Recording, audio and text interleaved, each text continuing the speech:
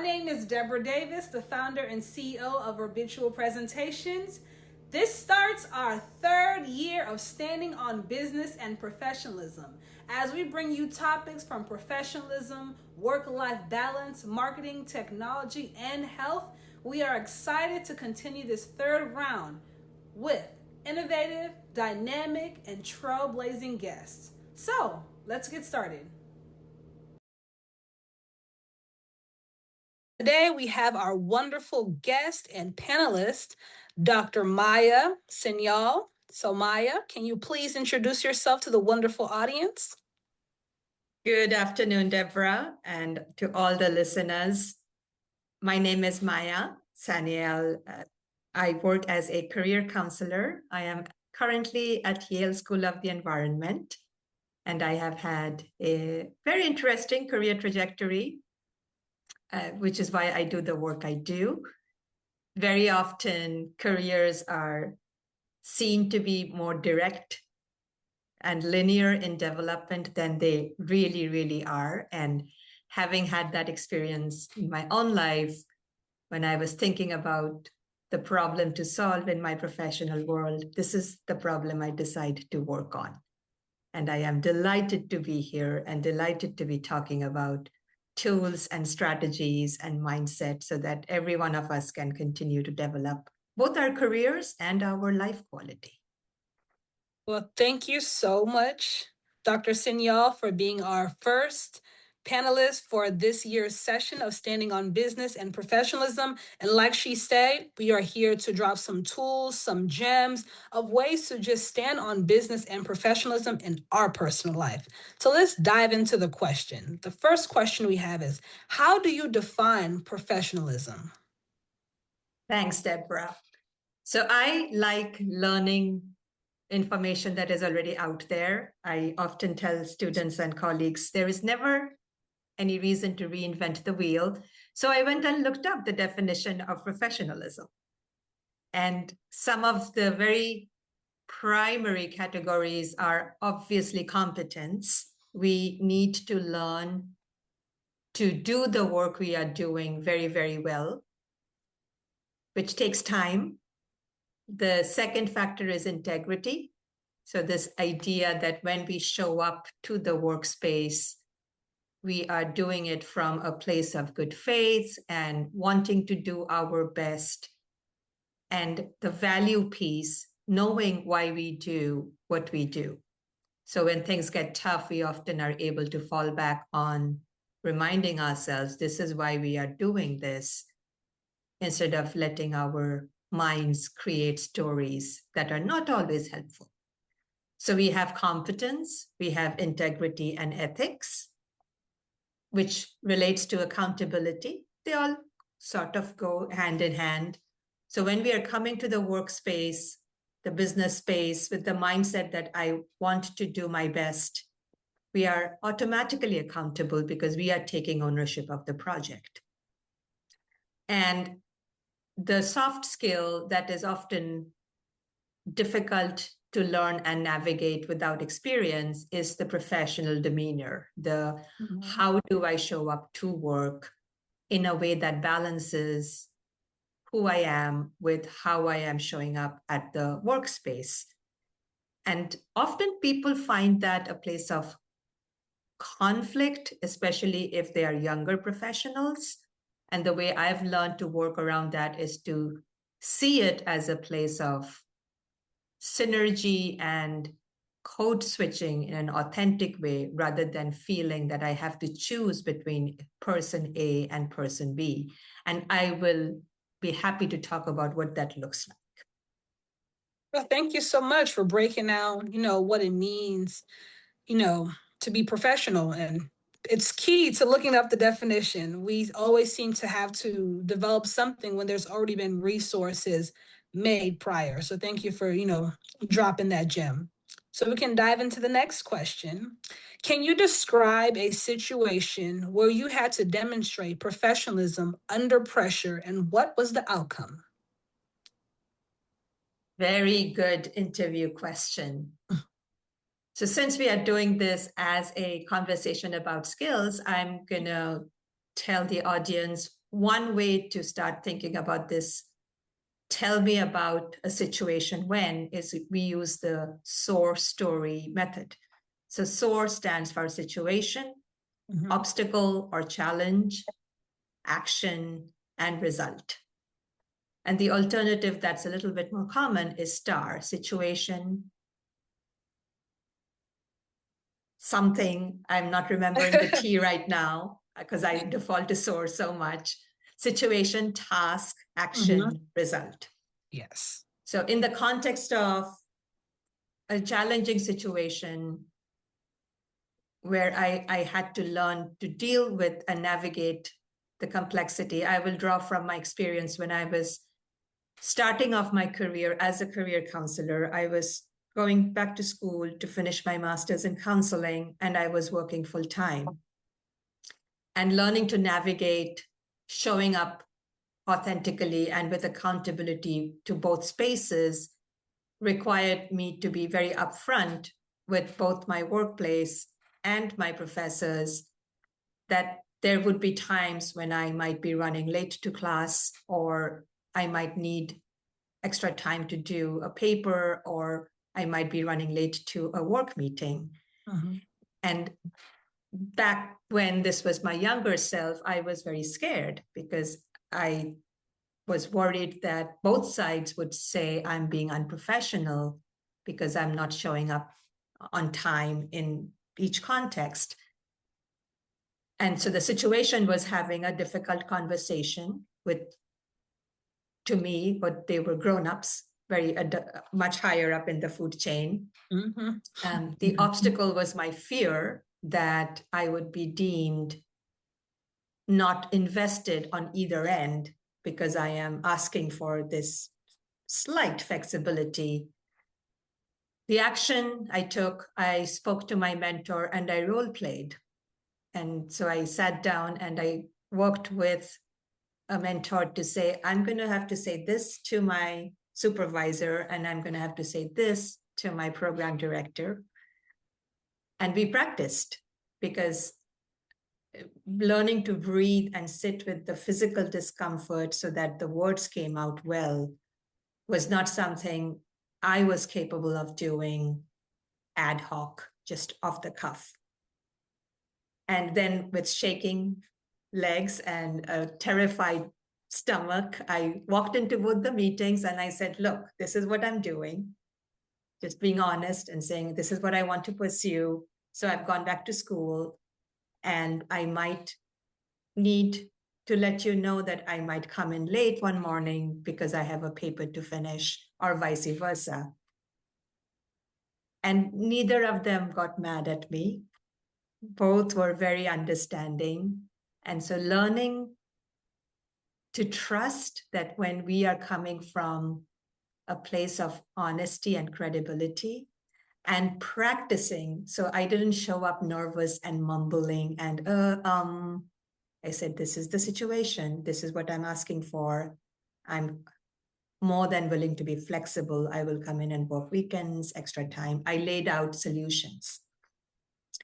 And the result was they both said, we trust you. We know that you are not going to take either task lightly.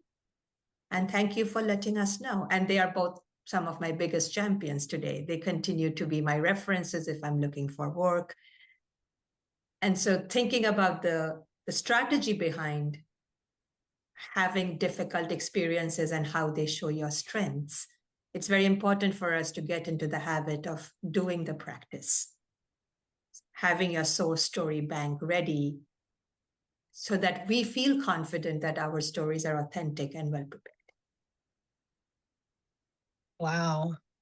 Outstanding. From, just the situation to the outcome. That just shows it's like you was really practicing, but you released a key piece.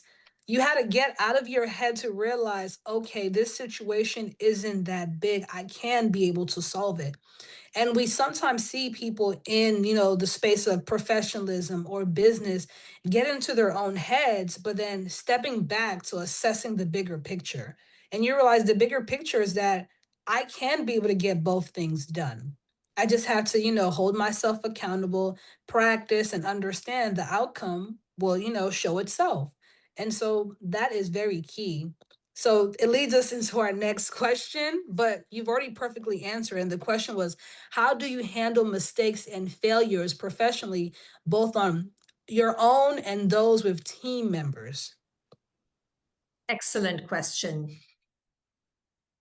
It changes as we mature in our careers. So when I was in my early career, I would take mistakes personally, that I am bad at something. Mhm.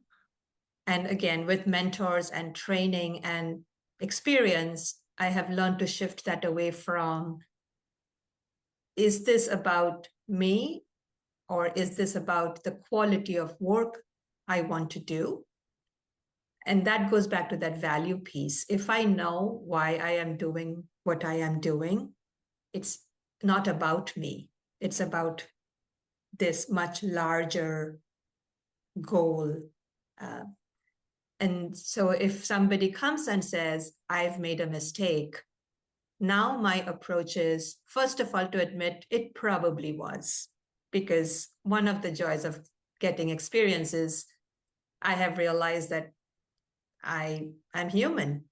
Mhm. And I make assumptions, especially if I'm learning something new or a new task or working with a new person where we don't yet have a dynamic setup. Mistakes are opportunities for data. Wow. Once I was able to shift away from mistakes are about me and my worth to these are opportunities for me to learn. So one of the many statements I remember coming up with during my graduate work was, I will try not to be worried about the grade because I am focusing on the learning. And I come from a culture where grades are everything. So it's not easy. I still struggle with, I'm taking graduate level classes now, and I have the same mindset. Oh, I got an A minus. I must not be that smart. That's the first thought that comes to mind. And that's okay. That's an automatic thought. I'm aware of it. And then I remind myself, what is it that I am supposed to be learning from this experience? And so the ability to emotionally regulate and honor that first moment of shame or fear or panic, and then to step back and say, can I breathe? Who do I need to talk to put this in perspective, that this mistake is an opportunity for me to learn something and get better at it. And when I was younger, I would hear my mentors say mistakes are the only way to grow, and I would say, yeah, sure, you are beyond that, so you don't feel that way. Now I genuinely understand and see that mistakes are the way we grow. So how much valence we put on the word, this was a mistake or this is a criticism, and how much we shifted to a space of, there's a little bit of a skill that I have an opportunity to learn here. And of course, the more skilled we get, the fewer mistakes we make. So it's learning to make it not personal, but remind ourselves that this work, the work any of us are doing, is beyond just about me. And getting the emotional regulation training, which again, there are so many tools, and that's why mentors are wonderful. They are able to hold us accountable and say, oh, you're doing that again.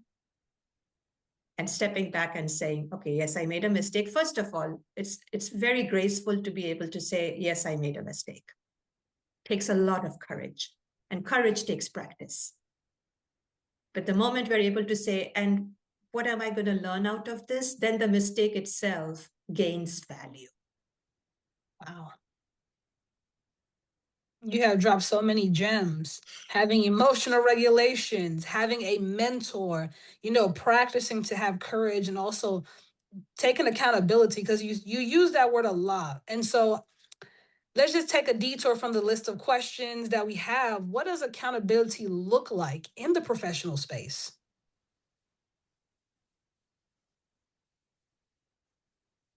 At a very abstract level, across professional work, accountability is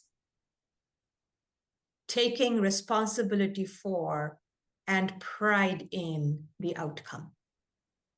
So if I am accountable to the task and I'm doing the task for that larger reason, for that larger cause, even if it is hard, especially if it is hard, I'm going to do what it takes to get the job done well, because it is going to have an impact on so many other people or systems. And genuinely taking responsibility, not because I have to, not because it's a should, because should and must are words that take away our volition. And I want to gives us our volition back. The task might still be just as challenging. Quick sidebar. Unless it's breaking our spirit in some way, hard things are the things that give us a sense of accomplishment. If it's too easy, we don't value it. So it's again shifting our approach to say, what is hard and why is it hard? And starting with a baseline trust of this is not about my competence or my intelligence or my capacity. This is doing something repetitively until I become better at it. And then showing up with that mindset to say, I am responsible for getting this product out there. I am going to feel good or bad about my capacity, my competence, depending on how much effort I've put in. And we all know internally when we are putting in effort versus not. So at the very bottom level, accountability is this ownership that I am choosing to be responsible for the quality of this product. Whether that's a paper, a project, a conversation, an Excel sheet, nobody has to be looking over my shoulder to say, this is not well done. And a possible segue, which we may or may not go into today, is also being careful about perfectionism. Because perfectionism goes back to this is about me and my worth, and I must show that I am perfect. No, it's the product that needs the care and the love, and it may not be perfect. If it's a product in a business space, it's not about perfection. It's about getting it done at a high quality. Those are two very different places to be. So accountability is also taking responsibility for not being a perfectionist, and yet having a sense of what high quality work looks like, and then doing it irrespective of whether I have a supervisor or a colleague telling me I need to do it. Dropping more gems, Maya, more gems. Because it seems like you dropped a key word like perfectionism. I know when people, or as myself, like young adults or an emerging professional, we get into these spaces of professionalism or business, we strive to, oh, I can't make a mistake. We get to the space where it's like we get hard on ourselves and forget to be personable versus just try to fit in or, make room for ourselves. But in reality, there's already space there. And so you brought up a really good point. So then leads us into the question, how can one balance being personable and professional in work settings? Excellent question. One way I've learned to navigate that conversation is having self-awareness. So it starts with me having a clear sense of who I am, irrespective of the context. So there are spaces everywhere where I show up as a brown, cisgender, immigrant, first generation, privileged to be highly educated, woman. Those realities are at the core. Those are not realities and identities I can leave behind even if I wanted to. And then understanding the context where I am. So if I am showing up at a space, for example, I am in a meeting with other business leaders and my role there is to be a facilitator, I will not necessarily focus on the fact that I have a Ph.D. in English literature, because it is not what the space needs. What the space needs is my capacity to be a good listener, to be non-judgmental, to create a space where people are able to express their frustrations. Am I a good listener by default? Yes. So along with being brown and being cisgender, female, I'm also almost all the time a very good listener. But there are spaces and times when that is the piece of my identity that is a priority. So knowing our own selves and knowing how to read the room. So if I'm going to walk into a space where the outfit very much is traditional suit, and my value system is I am in this room because this is the outcome I want, I will wear a suit. Do I love it? No. But if I have to wear a suit in order to have a conversation with donors who are going to give $1 million for a project that's going to get a school ready for young people, yes. Now, where that suitness evolves is, again, very personal. Right? But this is where, going back to mentors, to have a check to say, am I pushing against something as a knee-jerk response? Or am I pushing against something because I really believe I want to show up in that way? So going back to critical thinking, self-awareness, why am I doing what I am doing? So if I am showing up in a non-suit, I want to have a reason for that I am making a different statement. But it's best if it's not, oh, I just hate suits. And so no matter what you say, I'm not going to wear them. That's a non-critical mindedness approach. So the personal and the professional, first of all, a core feminist belief is the personal is the political. We always are who we are whenever we walk into a space. But who we are is flexible. Just the way, if the example I use very often with students is the way I will dress for a funeral is going to be very different than the way I dress for a wedding in a stereotypical sense. And if my friend who's doing the wedding says, no, I want people to show up in shorts, and that's what they want, I am going to pay homage to that. Does that mean Maya is not showing up? Of course, Maya is showing up. So this complexity of how we show up in the world is a constant navigation of multiples. And both having a sense of who I am and having a sense of what does the space need? And where is that synergy where I feel comfortable enough? I feel I'm not selling my soul, but I'm also not throwing the baby out with the bathwater. That's true. I know this is, a little detour question, but have you always known who you were, or at what stage did you realize this is who I am? I know who I am. No one can tell me, like, not in like a sense of like you are rebellious against society, but you're grounded in who you are. When did you know at that stage? I started off with the rebelliousness because it was easier to say who I was not rather than who I am or who I was. And that is very typical when we talk about individuation of a young person away from very close family ties, the teenage years. Why do teenagers rebel? Their has to be, when it's done healthily, this process of individuation to say, this is who I am not.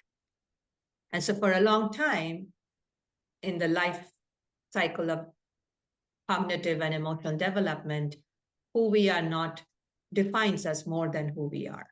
So that's where it gets a bit tricky with a very simplistic statement like be who you are when you're 15.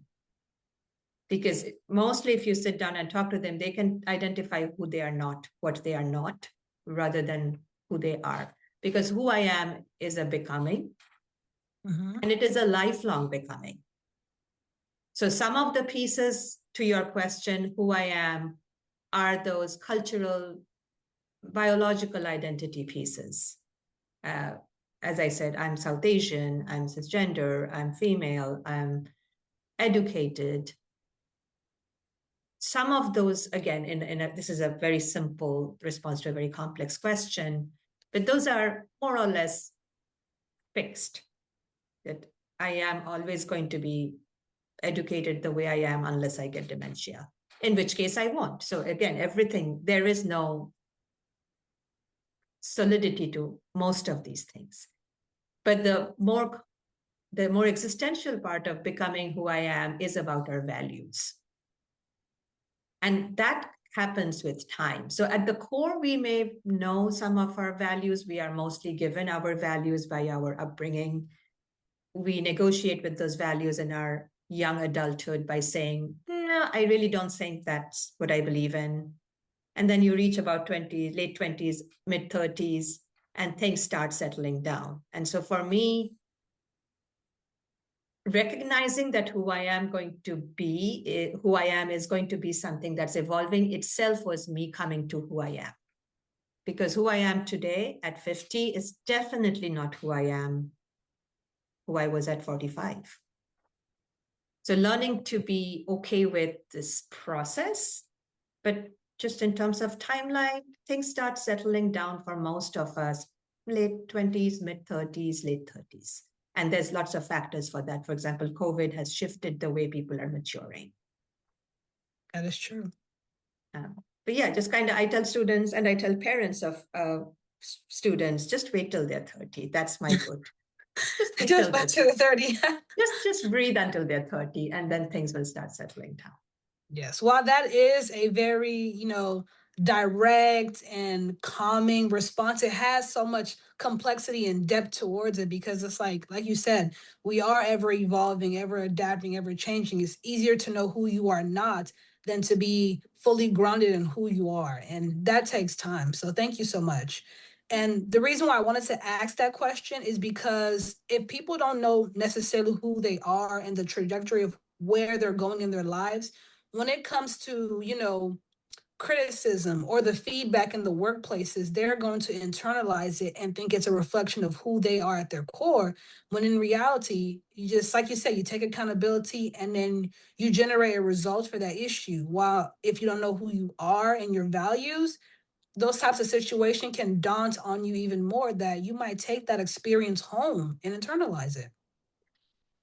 So thank you so much. That brings us back to emotional maturity and emotional regulation, which are, I think, the core skills we need to be teaching young people all the way through their young adulthood and early, whatever the age is, early 30s, because by then it's set. But being able to teach people the capacity to sit with criticism, to sit with feedback, to sit with a difficult or a painful stimuli, and have the skills to process it without internalizing it uncritically.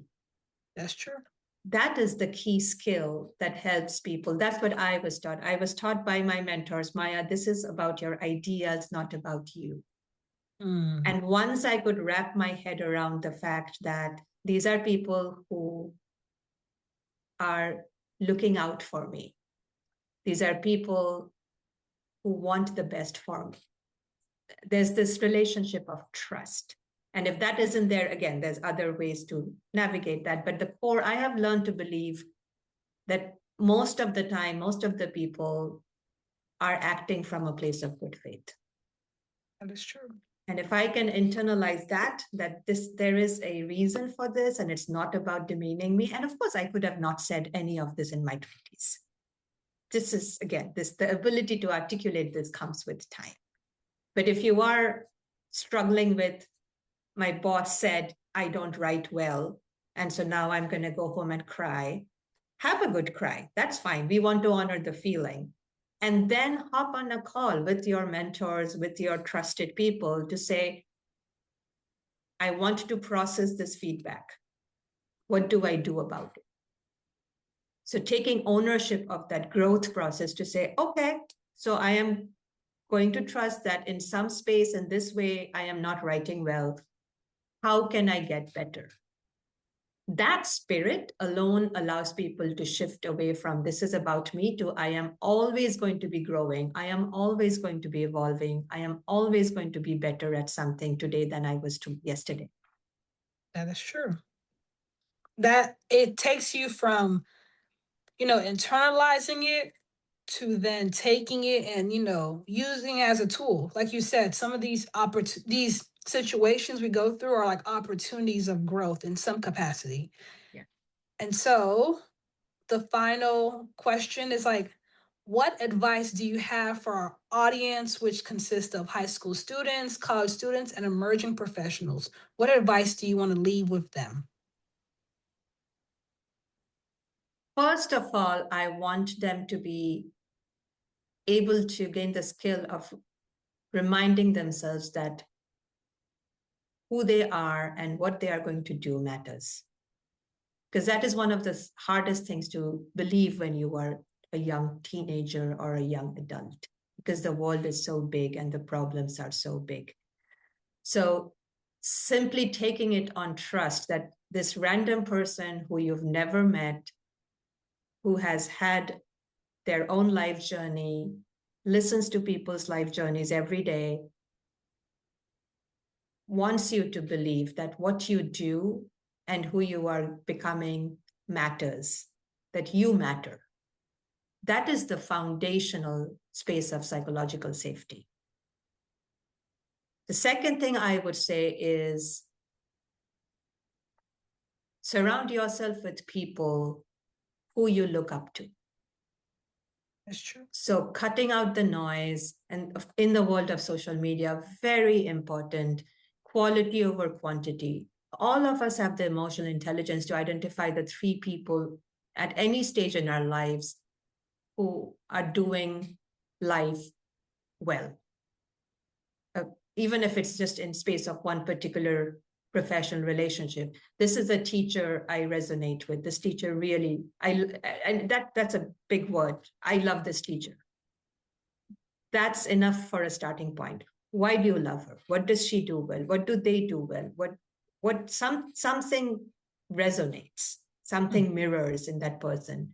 It can be the same for a teacher, a coach, and a parent's friend.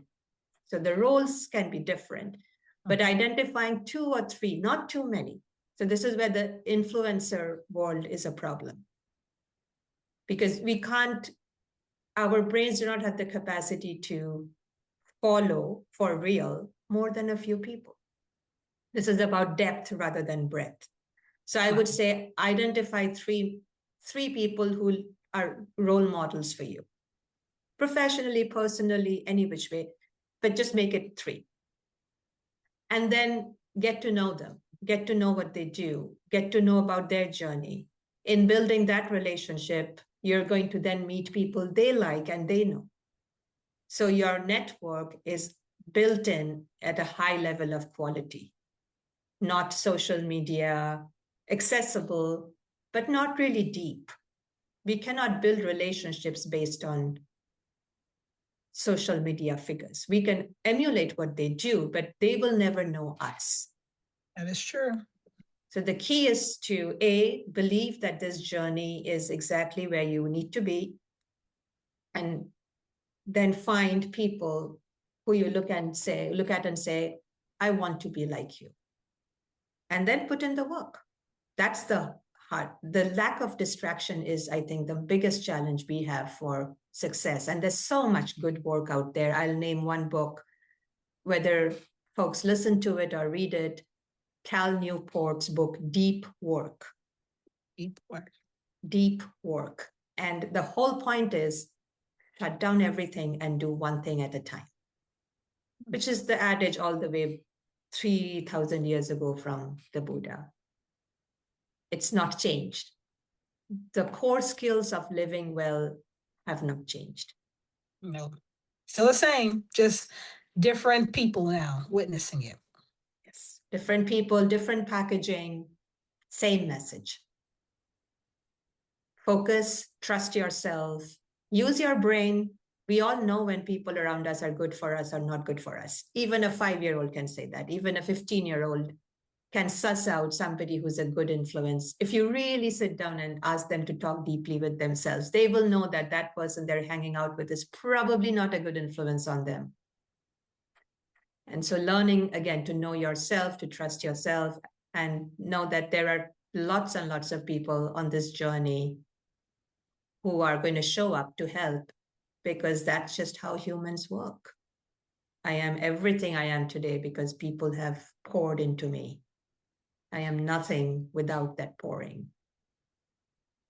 And that's just something you keep doing. And the other thing, while we have a minute, I will say, irrespective of what life stage you are in, every single one of you have the capacity to offer help to somebody else.